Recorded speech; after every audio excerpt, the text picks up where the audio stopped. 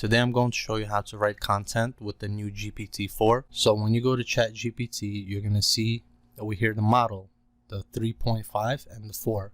And it's also going to tell you the difference, right? What I like to do is I like to train GPT first. This is how I trained it. What you want to do is you want to prompt it to tell it that it's an expert. So at this point, I wanted to write about a formula called zinc and zinc ionophores, right? So I told it, you are a doctor with a PhD and expert in health. Please explain the benefits of zinc and zinc ionophores, right? So let's go see the results of GPT-3 and then we're going to see GPT-4.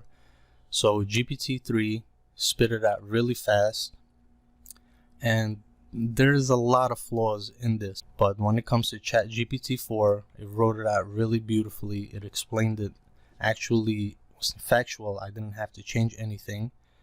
And basically this is the result. I don't really want to get into it too much because YouTube blocks this type of content, so I don't want this video to be low in the search engine result. So what I used is this new amazing Chat GPT extension for SEO.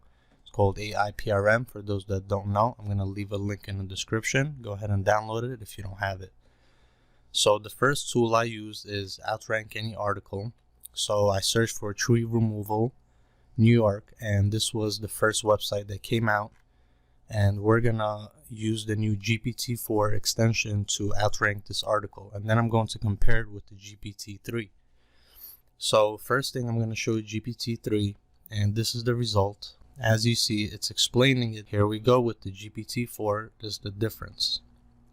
So GPT-4 is really using SEO methods to write out the article, and it's not writing only in the bullet points. It's giving bullet points, but that's not all it's given. It's actually writing out the content in H2 format, and it's breaking down the content beautifully.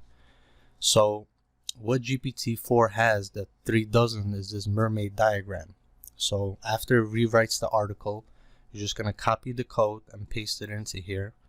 And then it's going to magically write you out content according to this Mermaid Diagram. So it's going to break it down A, B, C, D. I want to get into is the AI content detector when these tools write out the content. So after I wrote out this content, right, the tool I use is outranking a page. So I took the content with GPT-3 and 4, and I'm going to show you the results.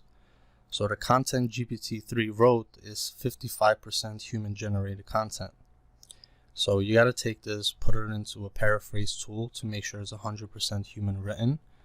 But when it comes to GPT-4, this is the results. Are you ready? It's 100% human generated content.